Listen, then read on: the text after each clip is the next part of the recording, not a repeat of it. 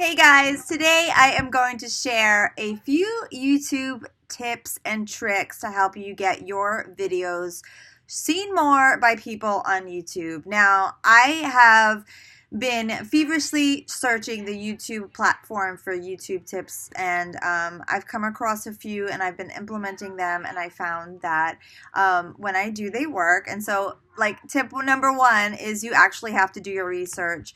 None of this is easy. The algorithms are always constantly changing, and so what I tend to do for anything, this is Twitter, this is Facebook, this is Instagram or YouTube. I always keep reading. I always keep listening to other creators and seeing what they're doing, because the more that we all share with one another, the better it is for the entire community. So I just wrote down a couple of YouTube tips that I want to share with you guys, and then I'm just going to sort of like blast them out. Take what you want. You don't have to do them all. You don't have to do any, in fact, but these are the ones that I've been honing in on for 2018.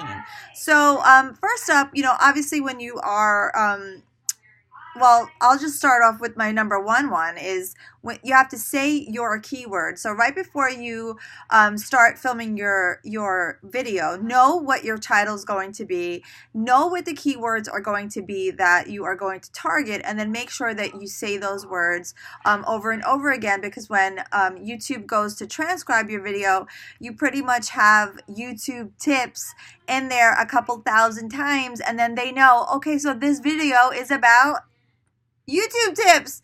And so the more I say it, the more likely that this video will be SEO'd up. It's up to the top.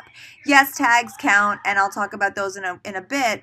But we all know that title matters, and basically now in 2018 and beyond, what you say matters. The transcribing is definitely it takes into account. And just to use that a step further, if you go to rev.com and have your videos actually transcribed, that helps boost them in the algorithm searches as well, because they're always looking for people to have the closed captioning in their videos ahead of time, and because those are better than their own YouTube personal transcribing. They get rid of the ums and the oohs and the ahs. So for keyword searches, I pretty much use TubeBuddy, and I have a link below.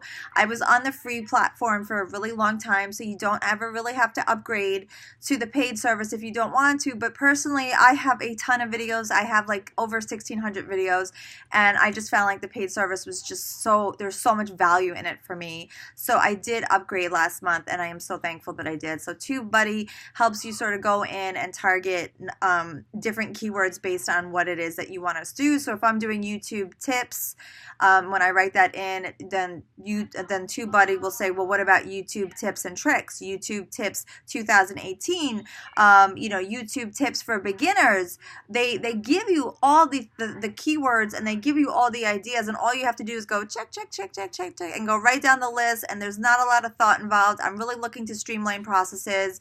I've mentioned this before. I'm not sure if this is the first time that you're on my blog, but I am a blogger who is starting to do more video in 2018, and so this is really, even though I have like over 7 million views on my channel, but to me that was just sort of stuff that happened. It wasn't really intentional, and now I am vlogging with intention.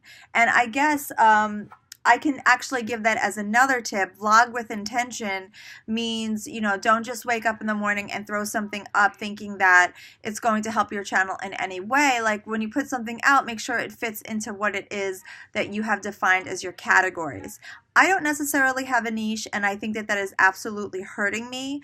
But because I am a lifestyle blogger, this is how my channel has to be. I do food reviews, I do travel reviews, I do a lot of beauty stuff, and so I can't have my YouTube channel sort of drill down to be one niche. Like, let's say I only want to do beauty reviews, because if Kraft comes to me and is like, hey, do you want to work with brand XYZ?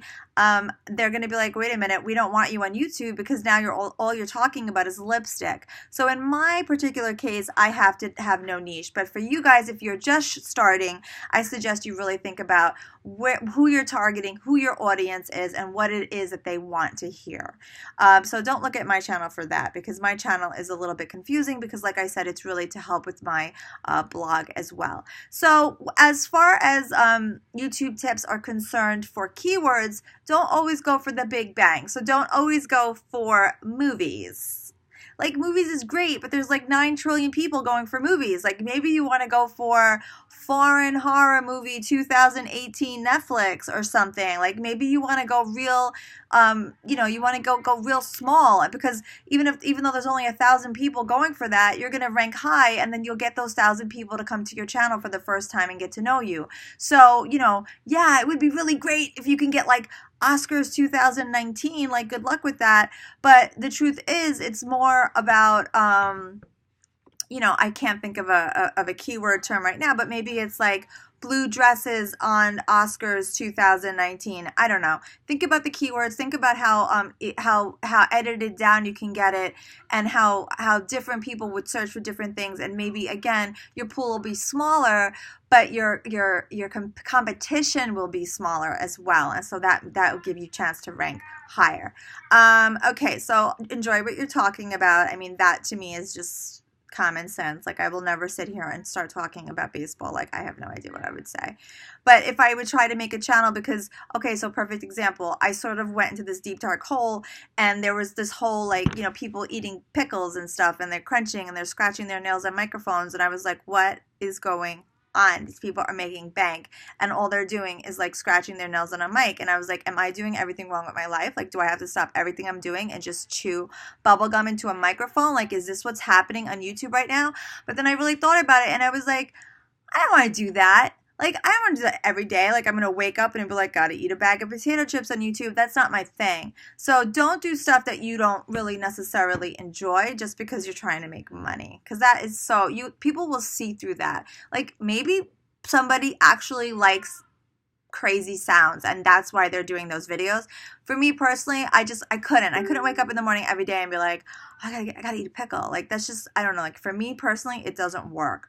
Watch time is key. So I'm part of the YouTube kids panel. I work with them. I go out to San Francisco twice a year, and I sit down with some people every now and then, and they always tell me that while subscribers are great and views are great, they're really looking at watch time. So it doesn't mean necessarily that you have to make 25-minute videos every single time, but they care how long people stay on your videos. So if you have a 5-minute video, are people staying 4 minutes and 30 seconds, or are they leaving after 15 seconds?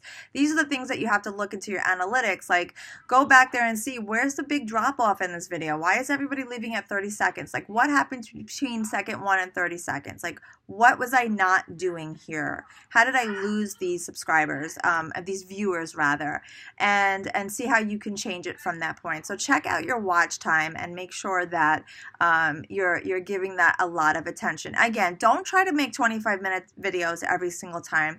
That's like a daily vlogger thing, or maybe you have a lot of information and maybe you can do that. But like, for me personally, like, I wouldn't be able to give that much of myself every single day, and so I do a little bit of each. I give like 2-minute videos, 5-minute videos, 8-minute videos, 18-minute videos, but I don't think I'm ever going to go much beyond that, because that's just not who I am as a person. All right, moving on. YouTube tips. Put your name and your channel name in your tag. So I have it automatically going that no matter what video I put up, it says Vera Sweeney and it says Lady on the Blog.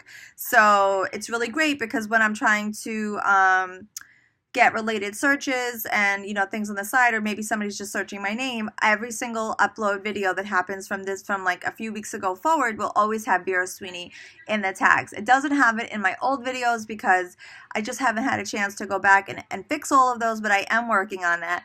But for you today, right now, when you're starting, write your name as a tag and write your blog channel or your vlog, your YouTube channel if it's different than your first name, your full name. Make sure that those things are searchable with each of your videos.